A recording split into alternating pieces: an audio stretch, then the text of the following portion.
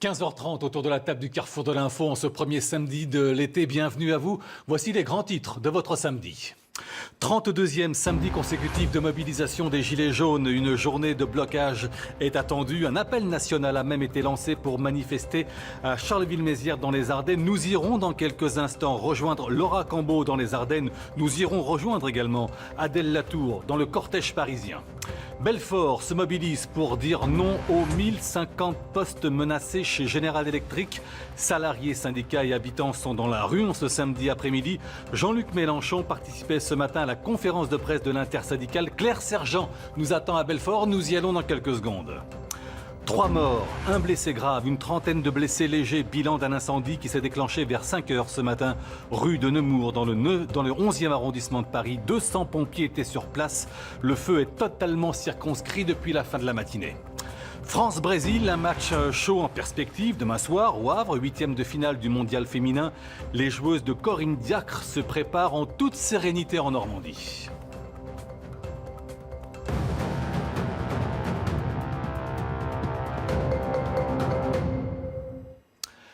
Ainsi a commencé ce samedi, ce 32e samedi consécutif de mobilisation des Gilets jaunes à travers une grande partie du pays, puisque ces derniers avaient appelé à des blocages très importants de Charleville-Mézières aux Ardennes, des Ardennes aux Bouches-du-Rhône. On va rejoindre tout de suite, justement, dans les Ardennes, Laura Cambeau. Ils étaient particulièrement nombreux ce matin et tout à l'heure, en tête du cortège, il y avait même Laura, il y avait même Claire Sergent, il y avait même Jean-Luc Mélenchon. C'est bien cela, hein? Eh bien écoutez, je me trouve en ce moment même en face de l'église de Charleville-Mézières où il y a plusieurs centaines de gilets jaunes qui sont présents. Les gilets jaunes ont répondu à l'appel national qui a été lancé sur les réseaux sociaux. Ils se sont retrouvés vers 14h en face de la mairie de Mézières. Ils sont partis de l'avenue d'Arche sous la surveillance des forces de l'ordre. Et puis à ce moment-là, il y a eu quelques tensions puisque les gilets jaunes ont lancé plusieurs pierres, plusieurs pétards, ce à quoi les forces de l'ordre ont répondu par des jets de grenades lacrymogènes. Les gilets jaunes ont ensuite pris un itinéraire qui n'était pas du tout prévu car on le rappelle, ce rassemblement n'a pas été déclaré et donc pas autorisé en préfecture. Les gilets jaunes se sont déplacés, ils sont allés vers une route départementale, ils l'ont bloquée quelques instants avant d'être de nouveau repoussés par les forces de l'ordre. Au moment où je vous parle, la tension est un peu redescendue. Les gilets jaunes qui sont venus des Ardennes, de la Marne, mais encore de Belgique, se retrouvent actuellement là devant cette église de Charleville-Mézières. Ils disent qu'ils attendent de nombreux gilets jaunes qui se seraient éparpillés un peu partout dans la ville. En tout cas, on peut le dire que la ville de Charleville-Mézières a été perturbée par ce rassemblement aujourd'hui puisque de nombreux commerçants dans le centre-ville se sont barricadés, les terrasses ont fermé et les forces de l'ordre sont plus d'une centaine déployées à l'intérieur du centre de ville. Laura Cambeau dans les Ardennes avec Jimmy Hutcheon. On va faire un tour quelques secondes grâce aux images de Laure Parra à Marseille où il y a effectivement également de nombreux gilets jaunes en ce samedi et tout à l'heure on a même vu dans une rue de la cité phocéenne une poubelle en feu. Énormément de monde aujourd'hui encore donc à Marseille. Allez, on va retraverser le pays direction le cortège parisien. Adèle Latour suit les gilets jaunes depuis leur départ tout à l'heure à Bercy et le cortège se poursuit et ils sont très nombreux. Adèle.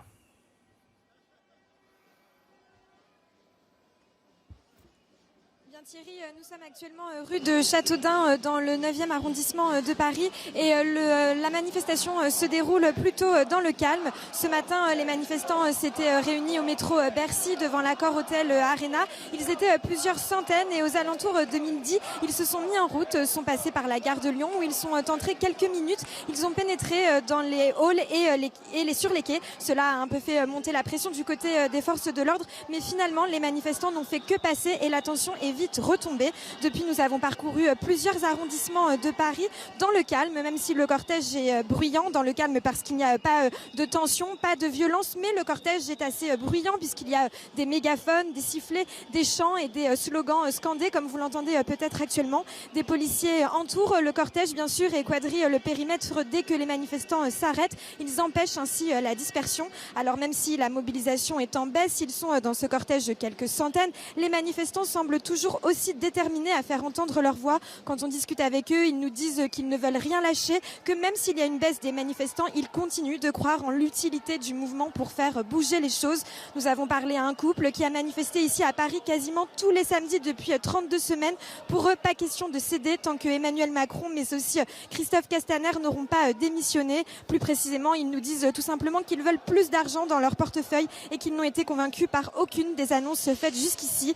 La suite du parcours de la manifestation ne semble pas très claire. On voit bien depuis le début de la manifestation que les Gilets jaunes sont beaucoup dans l'improvisation. Ils discutent entre eux, parfois se crient de faire demi-tour. Certains nous disent qu'un parcours avait été défini sur les réseaux sociaux mais était resté secret pour les médias. Aucun ne nous l'a décrit précisément. Donc voilà, pour le moment, nous sommes rue du Châteaudun dans le 9e arrondissement de Paris. La manifestation se déroule dans le calme. Adèle Latour suit le cortège parisien avec Florian Paume. Évidemment, nous retournerons vous voir, Adèle. Thierry Paul Valette, hier soir, les Gilets jaunes avaient annoncé un blocage du pays et ils avaient même assumé le fait qu'aujourd'hui, il fallait remobiliser un mouvement qui était en train de s'essouffler et qui s'essouffle d'ailleurs. C'est un fait depuis plusieurs semaines. Oui, le mouvement, il s'essouffle parce qu'il y a eu l'effet du grand débat et puis on est sorti aussi des européennes et ça a été très dur et très compliqué et assez épuisant, ces mois de mobilisation. Mais force est de constater qu'on a compris que le mouvement s'essoufflait et qu'il y avait cette nécessité justement à passer à autre chose et à se réinventer. Donc ça, c'est quelque chose de positif et c'est une bonne nouvelle. Alors maintenant, il y a l'appel national et il est vrai que dans un sens, chaque samedi doit plus ou moins correspondre à un thème différent, à une thématique particulière. C'est un début de réinvention du mouvement. Ce que je tiens à souligner, c'est... De reconstruction. De reconstruction aussi, parce que la reconstruction et la structuration, ce sont pour moi des enjeux importants et essentiels pour justement amener le mouvement des Gilets jaunes beaucoup plus loin. Parce que je l'ai toujours dit, au-delà des revendications fiscales et sociales, il a aussi vocation à changer, et on commence à s'en apercevoir, la société et les idées. Mais ce qui est intéressant de voir aujourd'hui, et moi j'en suis pleinement content, c'est d'être à Charleville-Mézières, parce que dans presque un an, on va fêter plus ou moins l'anniversaire de l'annonce du grand plan de pauvreté qu'avait annoncé Emmanuel Macron. Sauf qu'aujourd'hui, concrètement, on n'en voit pas grand-chose, on n'en voit même absolument rien.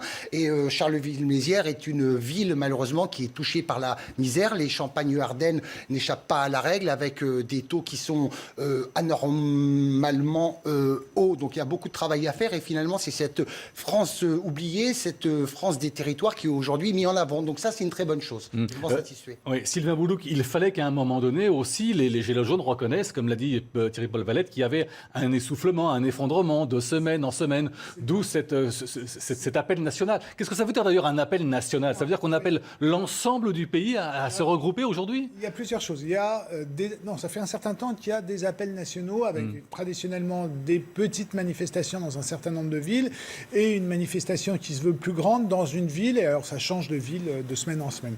Donc ça, c'est quelque chose qui existe depuis très longtemps. Après, il faudrait revenir sur les formes de démobilisation, de remobilisation, de transformation.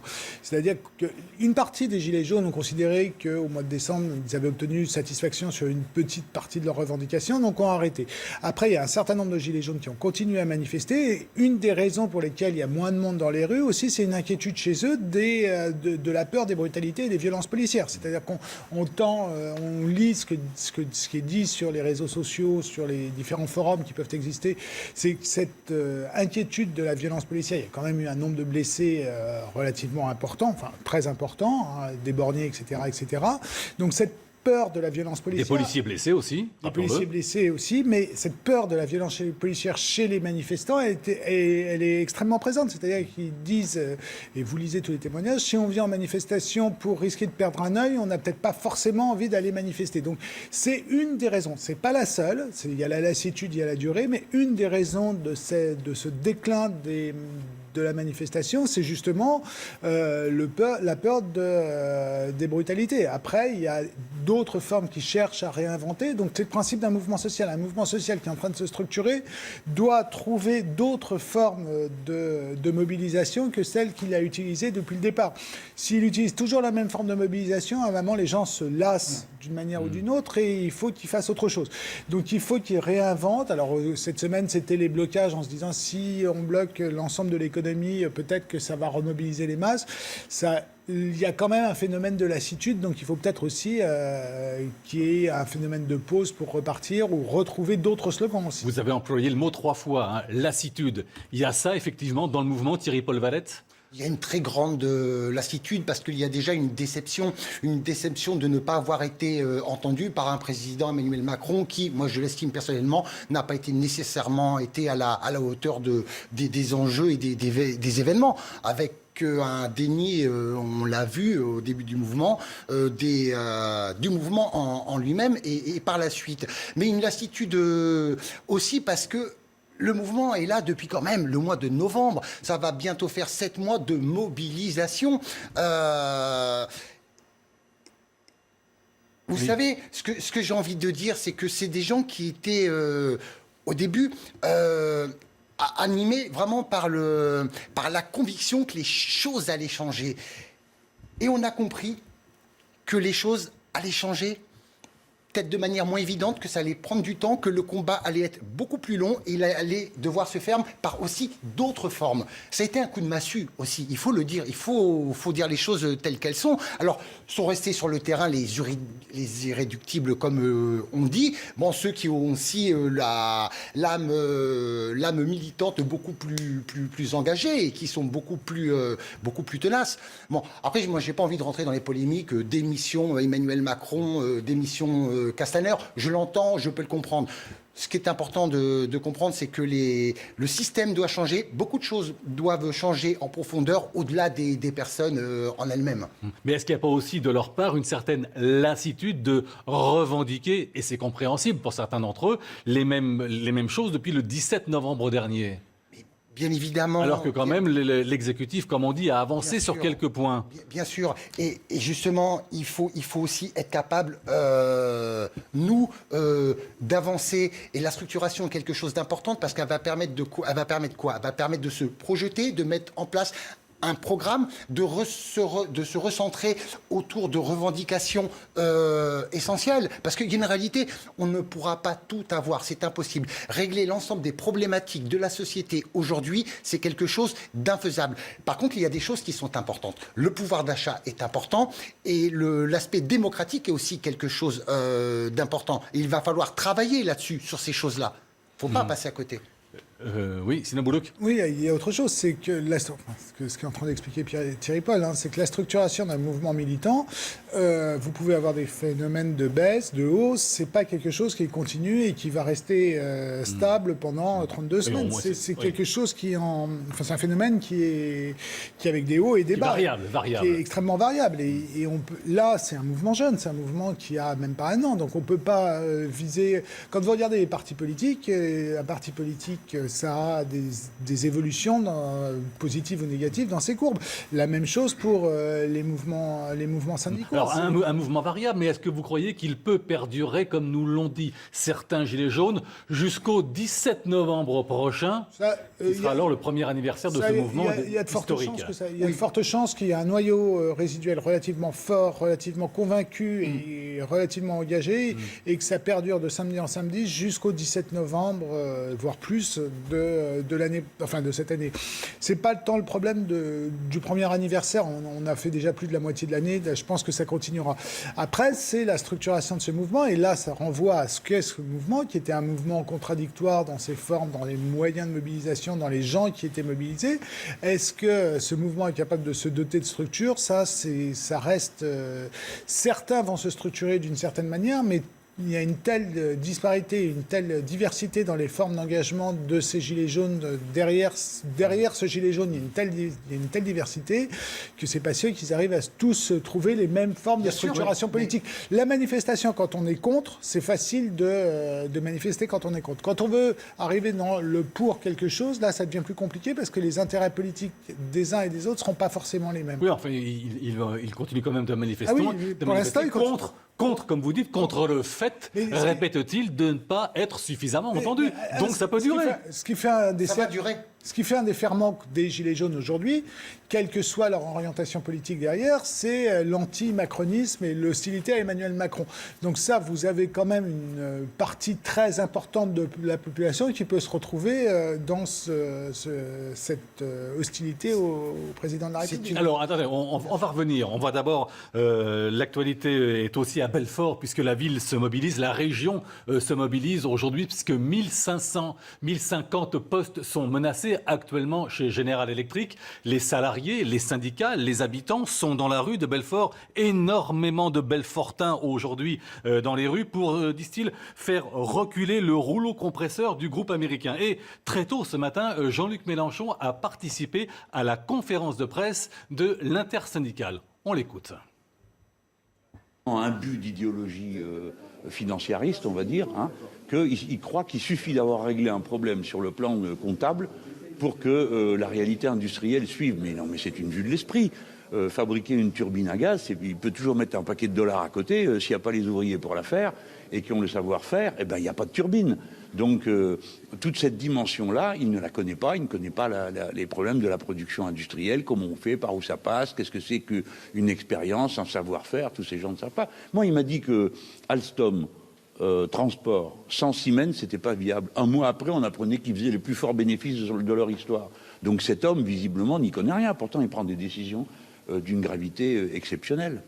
C'est Emmanuel Macron, évoqué par les propos de Jean-Luc Mélenchon, qui était tout à l'heure en tête du cortège à Belfort. On retrouve d'ailleurs Claire Sergent, vous êtes sur place, et vous nous confirmez que tout à l'heure, donc, Jean-Luc Mélenchon était en tête de ce grand cortège belfortin. Effectivement, Jean-Luc Mélenchon était en tête de ce cortège qui vient d'arriver devant la préfecture où l'intersyndicale est en train d'être reçue par le préfet en présence du maire et de Belfort et de la présidente du conseil, mais qui sont là, on me dit, seulement en tant que témoins. C'est l'intersyndicale qui aura la parole. Et sur cette place devant la préfecture, vous pouvez voir cette grande photo de famille. En fait, quand les syndicalistes sont arrivés, ils ont déroulé leur banderole et ils ont appelé les Gilets jaunes à venir les rassembler. L'enjeu, c'était de montrer qu'ils étaient mobilisés ensemble, Gilets jaunes et syndicalistes, main dans la main. Et quand vous regardez les drapeaux déployés sur cette place, vous voyez la diversité de la mobilisation. Les drapeaux de tous les syndicats. On parle également du MEDEF présent aujourd'hui lors de la manifestation. Et puis des drapeaux également de partis, notamment d'Europe Écologie Les Verts ou encore de Solidaires. Car vraiment, aujourd'hui, au-delà de la mobilisation syndicaliste et politique, c'est toute une région, c'est toute la région de Belfort qui se mobilise, c'est toute la ville de Belfort. Les commerçants qui sont là, il y avait même des instituteurs à côté de moi, des familles venues manifester, des anonymes, car on me dit, si les gens ne travaillent pas ici, ne travaillent pas à General Electric, c'est leur père, leur grand-père qui y a travaillé, ou bien leur frère, leur oncle qui y travaille encore aujourd'hui. Claire Sergent à Belfort avec Sarah Saïdi, et elle confirmait, Sylvain Boulouk, Claire à l'instant, que ce n'est pas la ville de Belfort qui se mobilise. C'est toute une région qui se mobilise parce que 1050 postes sont actuellement menacés chez General Electric.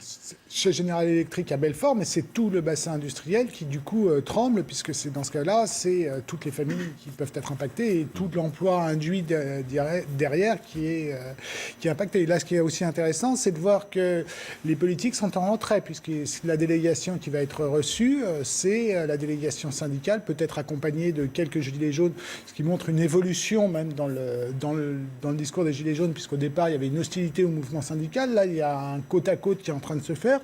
Donc, il y a une évolution qui est intéressante à voir, et de voir que c'est les forces sociales et pas les forces politiques qui sont en train de revendiquer et de réclamer. Donc, on retrouve un vieux schéma très traditionnel à la française où les mouvements sociaux sont normalement... Alors, il y a des partis politiques qui sont derrière en soutien, mais sont indépendants des... On le voit d'ailleurs, on a vu les drapeaux à la fois de certains syndicats comme la CGT, actuellement sous nos yeux les drapeaux du Parti communiste. C'est effectivement un mouvement, Thierry Paul Valette, ce qui se passe aujourd'hui à Belfort, un mouvement social, un mouvement politique aussi, c'est important. C'est important, et comme vient de le souligner d'ailleurs Sylvain, il est intéressant de comprendre qu'enfin les syndicats se réapproprient leur espace, se réapproprient le terrain, et aussi avec les Gilets jaunes qui sont avant tout des citoyens, parce qu'ils défendent après tout le même intérêt, celui de l'emploi, celui de pouvoir vivre de son salaire et dans la dignité. Et le politique, ces dernières années, comme on a pu le constater, n'a pas toujours été à la même... pas souvent, même parfois trop absent, des enjeux. Mais vous savez, moi, je jetais un petit coup d'œil sur l'actualité. Je remontais à 2014, quand le PDG, justement, de General Electric expliquait « Je viens avec l'esprit d'un investissement à long terme. Nous voulons augmenter le nombre de salariés de l'Alstom », promet le PDG de General Electric. Voilà, des promesses, des promesses, des promesses. Et puis, finalement, derrière ces soi-disant embauches, eh ben, ce sont des plans de masse de licenciement. Et puis la problématique, c'est que Belfort, c'est aussi tout un bassin qui est concerné. Donc ce sont des familles, ce sont des gens dont les parents ont travaillé, les grands-parents ont travaillé. Donc il y a des valeurs qui sont aussi avec ces emplois-là. C'est tout un monde qui s'écroule. Et ça, voilà, c'est toute cette dynamique humaine qu'on est en train de mettre à mal et d'attaquer. Je trouve ça regrettable. Alors c'est vrai que dans ce mouvement, Thierry-Paul Valette a raison, Sylvain Boulouc là-dessus, il s'agit de valeurs générationnelles. Puisque depuis plusieurs générations, ce grand bassin ouvrier, minier du Grand Est doit faire face à des difficultés professionnelles très difficiles. Oui, mais c'est ce qu'on voit partout dans l'ensemble des anciennes régions industrielles en France. C'est-à-dire qu'une fois qu'une entreprise ou la mine, la sidérurgie ferme, et que ce qui se passe surtout, c'est que les politiques n'ont pas pensé à qu'est-ce qu'on peut faire après, comment on fait pour transformer. Donc la mondialisation a été finalement subie et sans penser les conséquences. Qu'est-ce qui se passe ? Ils peuvent constater ce qui se passe à Denain, ce qui se passe dans le nord, ce qui se passe même à Charleville. C'est-à-dire que c'est des villes qui ont perdu une grande partie de leur emploi et où il n'y a plus du tout de tissu industriel local, et il y a du coup beaucoup moins d'activités qui sont proposées. Donc avec des forts taux de chômage, avec une misère sociale qui s'instaure.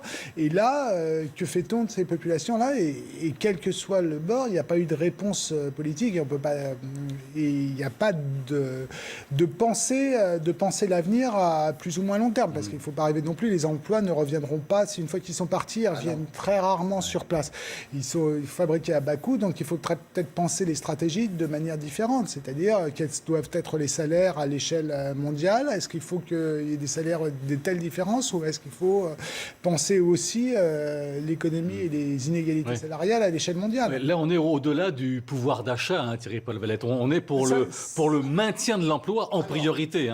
Maintenir notre emploi dans l'entreprise. Moi, je dirais finalement que le pouvoir d'achat, c'est une conséquence, bonne ou mauvaise, bien évidemment, quand on n'a pas de quoi remplir le frigo, et bonne quand on a de l'argent à dépenser qu'on peut épargner. Mais il serait temps qu'on s'interroge vraiment à la racine du mal. Et il faut être capable aussi de revenir en arrière et d'admettre que on s'est trompé, on a eu un esprit parfois trop dogmatique, on a eu malheureusement les mauvaises idées au mauvais moment. Et moi je pense qu'il faille aujourd'hui revenir en arrière, détricoter d'une certaine manière ce qui a été fait et réenvisager les choses. Parce que le monde d'aujourd'hui, c'est un constat, ce n'est pas le monde d'il y a 10, 15 ans.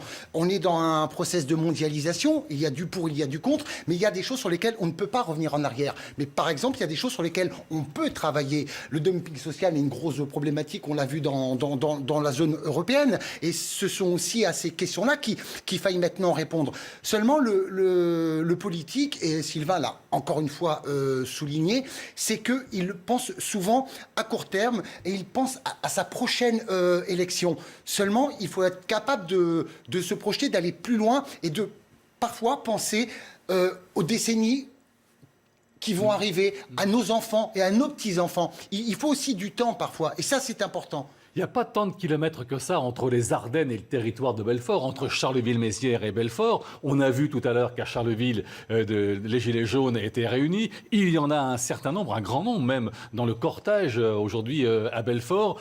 Ça peut renforcer, ces deux rassemblements peuvent renforcer ce mouvement des Gilets jaunes à l'échelle nationale. Ça peut créer une dynamique, commencer à créer une nouvelle dynamique et une nouvelle forme de mobilisation, parce que on voit bien aujourd'hui qu'on est vraiment dans l'emploi, on est vraiment au cœur des Français, on est dans leur quotidien et les réelles difficultés, finalement, elles sont là. Alors, il y a le RIC, la démocratie, ce sont des choses qui sont importantes. Mais moi, je considère que le plus important, finalement, c'est de pouvoir dignement, de vivre dignement et de pouvoir bénéficier du fruit de son travail. Et finalement, la France, ce n'est pas que les grandes villes, ce ne sont pas que les banlieues, ce sont aussi d'autres zones, les zones du Nord, avec les bassins miniers, ce sont les zones des Charentes, des Ardennes.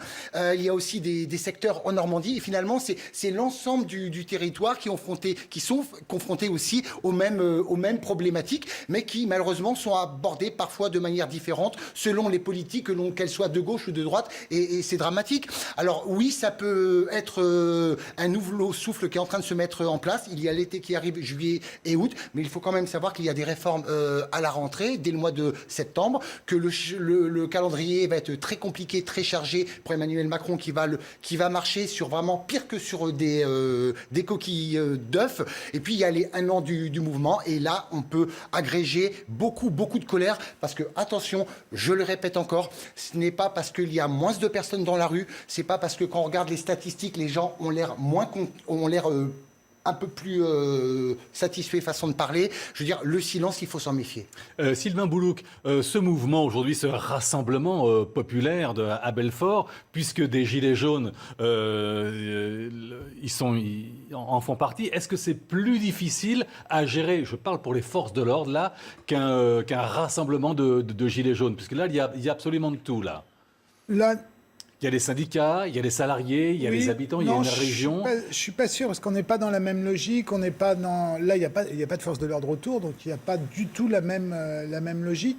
Et après des rassemblements de ce type-là, où il y a eu des émeutes urbaines, il y en a eu de nombreux. Hein. Je prends un exemple, la marche des sidérurgistes lorrains en 1979, à Paris, ça s'était très très mal terminé. C'était comme le mois de décembre aux Champs-Élysées. Hein. Donc il y a un certain nombre de fois où ça peut être tendu. Là, c'est pas tendu parce que on est dans une première journée. Je suis pas sûr que si le mouvement s'installe dans la durée, s'il n'y a pas de solutions qui sont proposées, ou si les solutions proposées, c'est de toute manière on peut rien faire, il n'est pas sûr que la colère qui est présente absolument partout sur le territoire s'apaise et ne prenne pas des formes encore plus violentes que les fois précédentes. Dans la mesure où on a eu des formes de colère importantes, ça va grandissant et c'est pas du tout sûr que ça diminue dans les prochains temps. Alors, on reviendra à Belfort, on reparlera de Belfort, évidemment. On va aller un petit peu plus au nord, dans les Ardennes, à Charleville-Mézières, puisque c'est aujourd'hui la ville qui avait été appelée pour un rassemblement national quant aux Gilets jaunes. Ce 32e samedi consécutif, on va retrouver Laura Cambeau. Ils étaient nombreux tout à l'heure, derrière vous, Laura, et il semblerait qu'il reste également un très grand nombre de Gilets jaunes à cette heure-ci avec vous.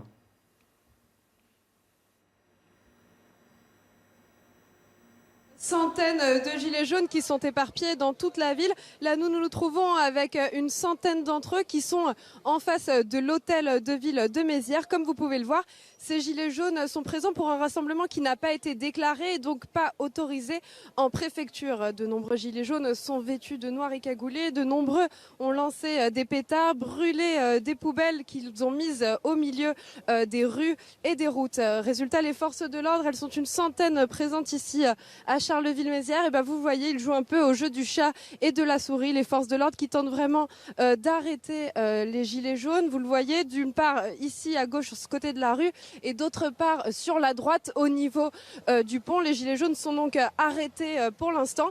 Pour tenter d'arrêter les gilets jaunes, les forces de l'ordre lancent à de nombreuses reprises des gaz lacrymogènes. En tout cas, ce qu'on peut vous dire, c'est que les gilets jaunes présents ici sont déterminés. Ils sont venus des Ardennes, de la Marne, mais aussi de Belgique.